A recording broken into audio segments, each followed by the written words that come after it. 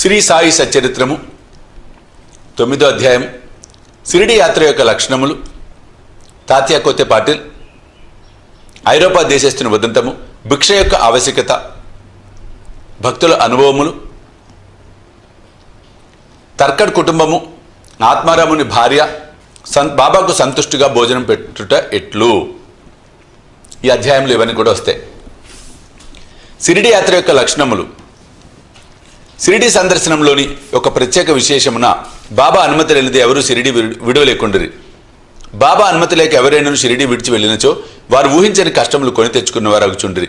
బాబా ఎవరినైనా బయలుదేరుడని సెలవిచ్చిన తర్వాత ఇక షిరిడిలో ఉండరాదు. సెలవు తీసుకున్నట్టుకు బాబా వద్దకు భక్తులు పోయినప్పుడు బాబా వారికి స్పష్టముగాను లేక సూచనప్రాయంగాను కొన్ని సలహాలు ఇచ్చేవారు. బాబా ఆదేశానుసారము నడిచి తీరవలేను. వ్యతిరేకంగా పోయినచో ప్రమాదం లేవో తప్పక వచ్చుచుండేటివి. ఈ దిగువ అట్టి ఉదాహరణ కొన్ని ఇచ్చుచున్నాను. తాత్యా కోతే పాటిల్ ఒకనాడు టాంగాలో కోపర్గాంలో జరుగు సంతకు బయలుదేరును. హడావుడిగా మసీదుకు వచ్చి బాబాకు నమస్కరించి కోపర్గాం సంతకు పోవుచుంటానని చెప్పాను. బాబా అతనితో తొందరపడవద్దురా, కొంచెం ఆగుము, సంత సంగతి అటు ఉండనివ్వు, ఊరు విడిచి అసలు బయటకు పోవలదు అనెను. సంతకు వెళ్ళవలను అన్న తాత్య ఆతురతను చూచి కనీసము శ్యామానైనా వెంట తీసుకుపోమ్మని బాబా చెప్పాను. బాబా మాటలు లెక్క చేయక తాత్య హుటాహుటిన టాంగా నెక్కి కోపర్గాం బయలుదేరను. టాంగాకు కట్టిన 2 గుర్రములలో ఒకటి 300 రూపాయల ఖరీదు పెట్టి కొత్తగా కొన్నది. మిక్కిలి చురుకైనది. షిరిడి వదిలి సబుల్ విహీర్ దాటిన వెంటనే వడిగా పరిగెత్తసాగాను. కొంత దూరం పోయిన పిమ్మట కాలు మడతబడి అది కూలబడెను. తాత్యాకు పెద్ద దెబ్బలేమీ తగలలేదు. కానీ తల్లివలే ప్రేమతో బాబా చెప్పిన సలహా జ్ఞప్తికి వచ్చాను. మరొకప్పుడు కూడా ఇటులనే బాబా ఆజ్ఞను వ్యతిరేకించి కోల్హారు గ్రామమునకు ప్రయాణమై దారిలో టాంగా ప్రమాదమునకు గురి అయ్యను. ఐరోపా దేశస్థుని ఉదంతము బాంబే నుండి ఐరోపా దేశస్థుడు ఏదో ఉద్దేశంతో బాబా దర్శనార్థము వచ్చాను. తనతో నానా సాహెబ్ చందోర్కర్ వద్ద నుంచి తనను గుర్చిన ఒక పరిచయ పత్రము కూడా తెచ్చాను. అతని కొరకు ఒక ప్రత్యేక గుడారం వేసి అందులో సౌకర్యముగా బస ఏర్పాటు చేసిరి. బాబా ముందు మోకరిల్లిరి. వారి చేతిని ముద్దాడవలెనని కోరికతో అతడు 3 సార్లు మసీదులో ప్రవేశింప ప్రయత్నించాను. కానీ బాబా అతనిని మసీదులో ప్రవేశించుటకు నిషేధించాను. క్రిందగా మసీదు ముందుగల బహిరంగ ఆవరణలో కూర్చుండియే తనను దర్శించుకోవచ్చనిరి. అతడు తనకు జరిగిన అమర్యాదకు అసంతుష్టుడై వెంటనే షిరిడి విడువవలెనని నిశ్చయించెను. బాబా సెలవు పొందుటకు వచ్చెను. తొందరపడక మరుసటి దినం పొమ్మని చెప్పాను. తక్కిన వారు కూడా బాబా ఆదేశమును పాటింపమని సలహా ఇచ్చిరి. ఈ సలహాను ఖాతరు చేయక అతడు టాంగానెక్కి షిరిడి నుండి బయలుదేరును. మొదట గుర్రములు బాగుగానే పరిగెత్తినవి. సావుల్ విహీర్ దాటిన కొద్దిసేపట్లో ఒక సైకిల్ టాంగాకు ఎదురు వచ్చాను. దానిని చూచి గుర్రములు బెదిరినవి. టాంగా తలకిందులయ్యను. ఆ పెద్ద మనిషి కిందపడి రోడ్డుపై కొంత దూరం ఈడ్వబడెను. ఫలితముగా గాయములను బాగు చేసుకొనుటకై కోపర్గాములో ఆస్పత్రి పాలయ్యను. ఇటువంటి అనేక సంఘటనల మూలమున బాబా ఆజ్ఞను ధిక్కరించేవారు ప్రమాదములు పాలగుదురని, బాబా ఆజ్ఞానుసారము పోవారు సురక్షితంగా ఉందిరని జనులు గ్రహించిరి. ఇక్కడ ఏంటంటే ఇక్కడ మనందరం కూడా గ్రహించవలసింది అంటే బాబా ఏదో కోపంతో చేస్తాడని కాదు, రాబోయే ప్రమాదం ఆయనకు తెలుసు కాబట్టి హెచ్చరించటం. మన సాయి సూచికలు ఎట్లా చేస్తున్నాం చూడండి, హెచ్చరికలు ఇవ్వండి అంతే తప్పితే నువ్వు నా మాట వినలేదు కాబట్టి నీకు కాలు ఫ్రాక్చర్ చేస్తా ఇది కాదు ఇక్కడ అర్థం. ఆయనకు ముందే తెలుసు కాబట్టి దాంతో మనం కూడా గమనించాలి. ప్రాక్టికల్గా ఆయనకి అన్నీ తెలుసు అంతే కదండి, భూత భవిష్యత్ వర్తమానాలు అన్నీ తెలుసు ఆయనకి. మనం ఆయన బిడ్డలం కాబట్టి వద్దు వద్దు అని వారిస్తాడు. పోవాల్సిందే అన్నప్పుడు ఆయన వ్యతిరేకం అని కాదు, అక్కడ అయ్యో చెప్పకుండా అక్కడున్న ప్రమాదం కాబట్టి ఆయనకు తెలుసు కాబట్టి అది సరిగ్గా అర్థం చేసుకుంటేనే సచ్చరిత్రలో అన్ని కూడా విషయాలు మనకి అవగతం అవుతాయి. భిక్ష యొక్క ఆవశ్యకత బాబాయే భగవంతుడైనచో వారి భిక్షాటనం చే జీవితమంతయు గడిపినేలా అను సందేహము చాలా మందికి కలగవచ్చును. దీనికి భిక్షాటనం చేసి జీవించే ఎవరికి కలదు, పంచశూనములు వానిని పోగొట్టుకుని మార్గమేది అను 2 ప్రశ్నలకు వచ్చి సమాధానంతో సమాధానపడును. సంతానము, ధనము, కీర్తి సంపాదించుట అందు ఆపేక్ష వదులుకొని సన్నిసించువారు భిక్షాటనముచే జీవించవచ్చని మన శాస్త్రములు ఘోషించుచున్నవి. వారి ఇంటి వద్ద వంట ప్రయత్నములు చేసుకొని తినలేరు. వారికి భోజనం పెట్టు బాధ్యత గృహస్థులపై కలదు. సాయిబాబా గృహస్థుడు కారు, వానప్రస్థుడు కారు. వారు అస్కలిత బ్రహ్మచారులు. బాల్యం నుండి బ్రహ్మచర్యమునే అవలంబించుచుండిరి. ఈ సకల జగత్తంతయు వారి గృహమే. ఈ జగత్తునకు వారు కారణభూతులు. వారిపై జగత్తు ఆధారపడి ఉన్నది. వారు పరబ్రహ్మ స్వరూపులు కాబట్టి వారికి భిక్షాటన చేయ హక్కు సంపూర్ణముగా కలదు. పంచశూనములు వానిని తప్పించుకుని మార్గములను ఆలోచించదము. భోజన పదార్థములు తయారు చేయుటకు గృహస్థులు 5 పనులు తప్పక చేయవలేను. అవి ఏమన్నా? దంచుట లేక రుబ్బుట, విసురుట, పాత్రలు తోముట, ఇల్లు ఊడ్చుట, తుడుచుట, పొయ్యి అంటించుట. ఈ 5 పనులు చేయనప్పుడు అనేక క్రిమి కీటకాదులు మరణించుట తప్పదు. గృహస్థులు ఈ పాపమును అనుభవించవలెను. ఈ పాప పరిహారమునకు మన శాస్త్రాలు 6 మార్గాలు ప్రబోధించుచున్నవి. బ్రహ్మయజ్ఞము, వేదాధ్యాయము, పితృయజ్ఞము, దేవయజ్ఞము, భూతయజ్ఞము, అతిథి యజ్ఞము. శాస్త్రములు విధించిన ఈ యజ్ఞములు నిర్వర్తించినచు గృహస్థులు మనస్సు పాపరహితంలోగును. మోక్ష సాధనకు, ఆత్మ సాక్షాత్కారమునకు ఇవి తోడ్పడును. బాబా ఇంటింటికి వెళ్ళి భిక్ష అడుగుటలో ఆ గృహస్థులకు వారు చేయవలసిన కర్మను బాబా జ్ఞప్తికి తెచ్చినట్టయినది. తమ ఇంటి గుమ్మం వద్దనే ఇంత గొప్ప ప్రబోధమును పొందిన షిరిడి ప్రజలు ధన్యులు. భక్తుల అనుభవములు. శ్రీకృష్ణుడు భగవద్గీత అందు శ్రద్ధాభక్తులతో ఎవరైనా పత్రము గాని, పుష్పము గాని, ఫలము గాని, నీరు గాని సమర్పించినచో దానిని నేను గ్రహించెదను అని నుడివెను. సాయిబాబాకు సంబంధించి ఇంకా సంతోషదాయమకు విషయమేమన్నా, తమ భక్తుడు ఏదైనా తమకు సమర్పించవలెను అనుకొనినా ఏ కారణము చేతైనను ఆ సంగతి మరచనుచో అట్టివానికి బాబా ఆ విషయము జ్ఞాపకం చేసి ఆ నివేదనను గ్రహించి ఆశీర్వదించువారు. అట్టి ఉదాహరణలు ఇక్కడ కొన్ని చెప్పబోచున్నాం. తర్కడ్ కుటుంబం. రామచంద్ర ఆత్మారాం ఉరఫ్ బాబాసాహెబ్ తర్కడ్ ఒకానొకప్పుడు ప్రార్థనా సమాజస్థుడైన తర్వాత బాబాకు ప్రియభక్తుడైనాడు. వారి భార్యాపుత్రులు కూడా బాబాను మిగులు ప్రేమించుచుండిరి. ఒకసారి తల్లి కొడుకులు షిరిడీకి పోయి అచ్చట వేసవి సెలవులు గడపవలెనని నిర్ణయించిరి. షిరిడీ పోవడం సంతోషదాయకమైనను కొడుకు మాత్రము దానిని మనస్ఫూర్తిగా ఇష్టపడలేదు. కారణమేమన్నా, తన తండ్రి ప్రార్థనా సమాజమునకు చెందినవాడొకడిచే ఇంటి వద్ద బాబా యొక్క పూజ సరిగా చేయకపోవచ్చని సంశయించాను.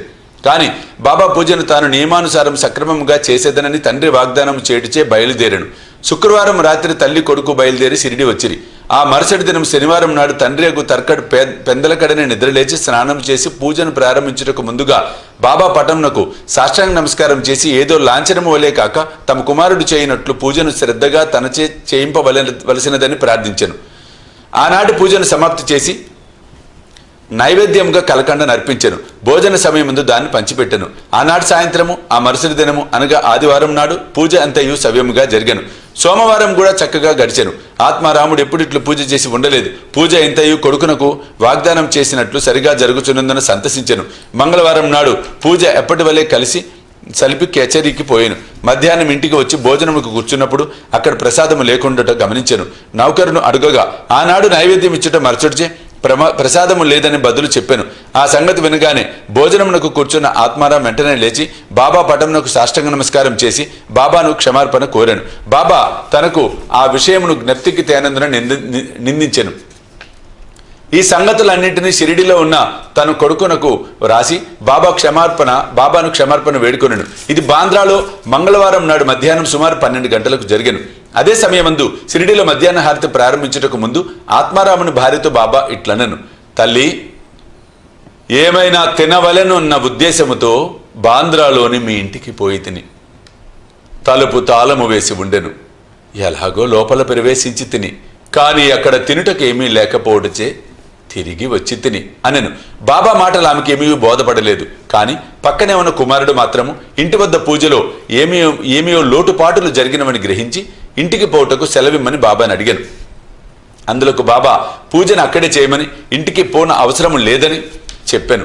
వెంటనే కొడుకు షిరిడీలో జరిగిన విషయమంతా వివరముగా తండ్రికి ఉత్తరము రాసి బాబా పూజను అశ్రద్ధ చేయవద్దని కోరాను. ఈ 2 ఉత్తరములు ఒకటికొకటి మార్గమధ్యమున తటస్థపడి తమ గమ్యస్థానములను చేరను. ఇది ఆశ్చర్యము కదా. ఆత్మారాముని భార్య. ఇక ఆత్మారాముని భార్య విషయము. ఒకసారి ఆమె 3 పదార్థములను బాబా నైవేద్యమునకు పెట్టుటకు సంకల్పించెను. 1 వంకాయ పెరుగు పచ్చడి, వంకాయ వేపుడు కూర, దూద్పేడ. బాబా విన్నట్లు గ్రహించినో చూసేదము. బాంద్రా నివాసియకు రఘువీర భాస్కర్ పురందరే బాబాకు మిక్కిలి భక్తుడు. అతడు ఒకనాడు భార్యతో షిరిడి బయలుదేర్చుండెను. ఆత్మారాముని భార్య పెద్ద వంకాయలు 2 మిగుల ప్రేమతో తెచ్చి పురందరుని భార్య చేతికిచ్చి 1 వంకాయతో పెరుగుపచ్చడిని 2వ దానితో వేపుడు చేసి బాబాకు వడ్డించమని చెప్పాను. షిరిడి చేరిన వెంటనే పురందరుని భార్య వంకాయ పెరుగుపచ్చడి మాత్రం చేసి బాబా భోజనమునకు కూర్చున్నప్పుడు తీసుకుని వెళ్ళాను. బాబాకు ఆ పచ్చడి చాలా రుచిగా ఉండెను. కానీ దాన్ని అందరికీ పంచిపెట్టాను. వెంటనే తనకు వంకాయ వేపుడు కూడా అప్పుడే కావాలనని అడిగాను. ఈ సంగతి భక్తురాలు రాధాకృష్ణమాయకి తెలియపరిచిరి. అది వంకాయల కాలం కాదు కనుక ఆమెకేమి చేయాలో తోచుకుండెను. వంకాయలు ఎట్లు సంపాదించుట అన్నది ఆమెకు సమస్య అయ్యాను.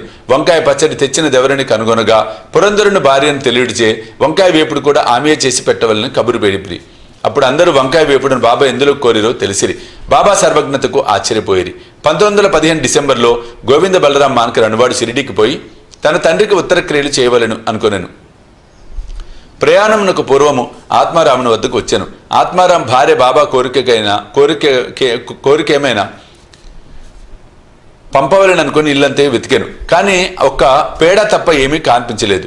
ఆ పేడ కూడా అప్పటికే బాబాకు నైవేద్యంగా సమర్పింపబడి ఉండెను. తండ్రి మరణించుడిచే గోవిందుడు విచారగ్రస్తుడై ఉండెను. కానీ బాబా ఎందున్న భక్తి ప్రేమలచే ఆమె ఆ పేడను అతని ద్వారా పంపాను. బాబా దాన్ని పుచ్చుకొని తినమని నమ్మి ఉండెను. పుచ్చుకొని తినునని నమ్మి ఉండెను. గోవిందుడు షిరిడీ చేరాను. బాబాను దర్శించాను. కానీ పేడ తీసుకుని వెళ్ళుట మరిచాను. బాబా అప్పటికి ఊరుకుండాను. సాయంత్రం బాబా దర్శనంకి వెళ్ళినప్పుడు అతడు పేడ తీసుకుని పోవటం మరిచాను. అప్పుడు బాబా ఓపిక పట్టక తన కొరకేమి తెచ్చినావని అడిగాను. ఏమీ తీసుకురాలేదని గోవిందుడు జవాబిచ్చాను. వెంటనే బాబా, నీవు ఇంటి వద్ద బయలుదేరినప్పుడు ఆత్మారాముని భార్య నా కొరకు నీ చేతికి మిఠాయి ఇవ్వలేదా అని అడిగాను. కుర్రవాడిదంతా జ్ఞప్తికి తెచ్చుకొని సిగ్గుపడాను. బాబాను క్షమార్పణ కోరాను. బస్సుకు పరిగెత్తి పేడను తెచ్చి బాబా చేతికి ఇచ్చాను. చేతిలో పడిన వెంటనే బాబా దానిని గుటుక్కున మింగాను. ఈ విధంగా ఆత్మారాముని భార్య యొక్క భక్తిని ప్రీతిపూర్వకంగా స్వీకరించాను.